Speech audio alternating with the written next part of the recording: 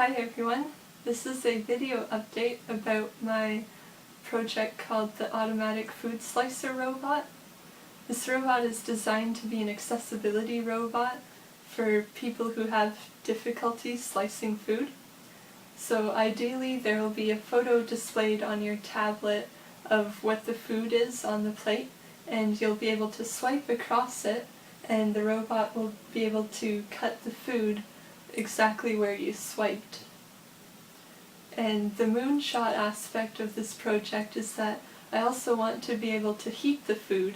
So you'll be heating each slice of food, so you'll make sure that every single slice is nice and warm, and since it's being applied to every slice, there will be less energy loss in the process. Alright, so there's 3 new things in this update. The first is I created a test end effector with a toothpick just to see how well we can poke a pretend food object. The second is I created an app that interfaces with the robot and its various movements and routines, and you can also adjust settings on it. And the third is an experimental augmented reality feature where I can track a marker and also track features in the marker through the tablet. Alright, so let's dive into all of the updates. So the setup right here consists of the Z-axis subassembly, which is this entire piece, and the test end effector subassembly, which is this piece and mounted to the bottom of the gear set on the Z-axis. So inside of the Z-axis here we have this gear set which allows this entire piece to be moved up and down via the racks. It knows where its position is thanks to 2 buttons on the top and 2 buttons on the bottom, and there's also an encoder which we will get into more later. So this test end effector subassembly, it has this piece right here which allows us to take in and out the tool very easily with one hand, and then there is this addition to it where you can add in different like tips or knives or a fork or a spoon. This right here is just a toothpick for now.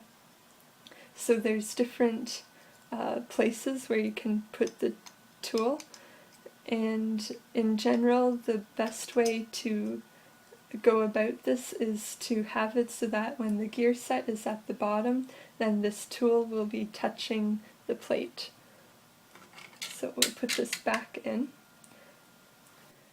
Now we can launch the app to see how we can control the robot and its various functions. So there's currently 3 tabs in the app: Food, Data, and Developer. Currently we've only worked on the Developer tab, and this is where we can control the robot to do its various functions.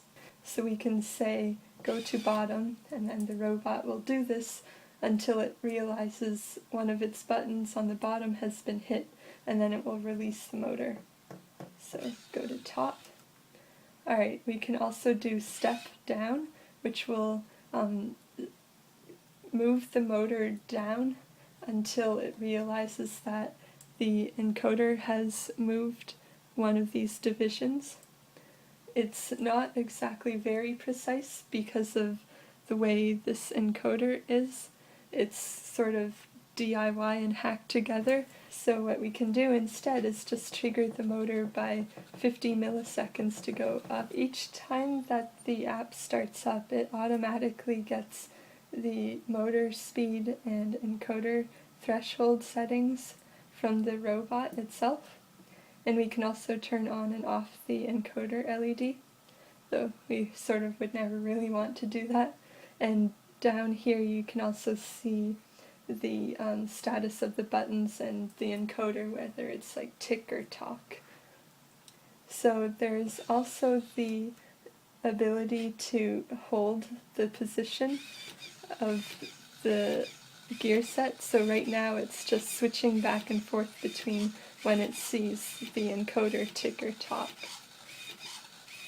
and then we can release the motors from doing that. Now is for the routine mode of the robot. So this is a special routine where it will move up and down quite slowly, and then when it reaches the bottom, then it will go down twice just to make sure that it poked the pretend food object enough, and then return to the top when it's done. So for our pretend food, we are using a little piece of sticky tack, and we'll place it right below the toothpick, and then we can see if it will poke it or not. Alright, routine 1, go.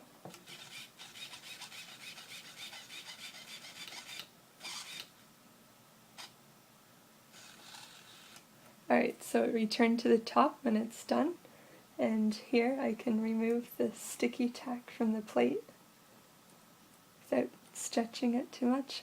And this is the hole that it poked inside of the sticky tack.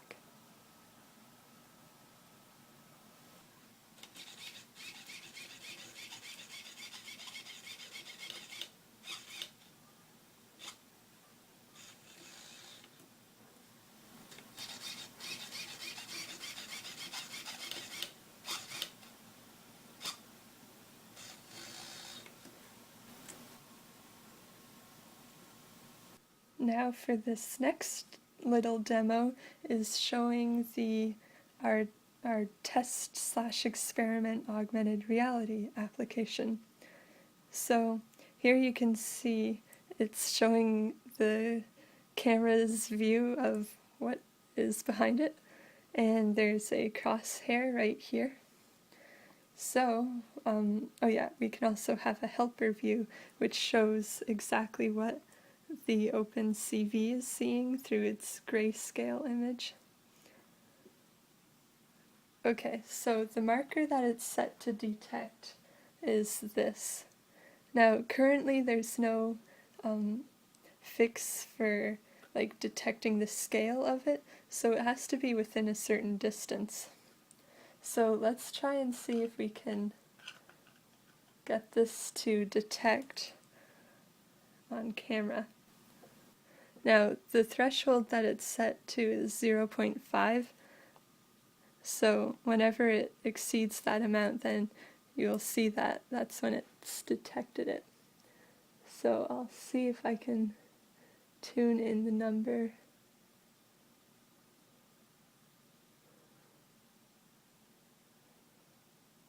It's sort of experimental, as you can tell. Oh, okay, let's place it here on the desk. There we go. So let me see if I can move this closer to the camera.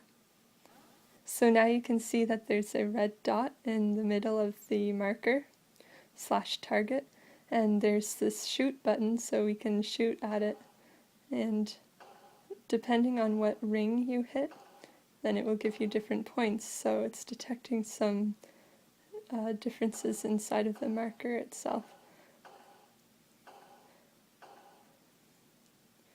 So the idea with this is that there could be 2 of these markers, and then they would be placed at either corner of the plate where the food is on, and you would be able to tell the distance, and so when you're swiping across the screen to slice the food, then the robot will be able to figure out through some calculations where to move and then slice the food for you, and hopefully it would be pretty much where you swiped your finger.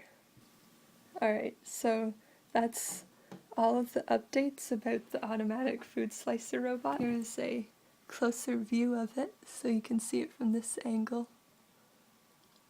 This is what the breadboard looks like right now. We're actually using all of the pins off of this Arduino, which is kind of fun. And then from this angle.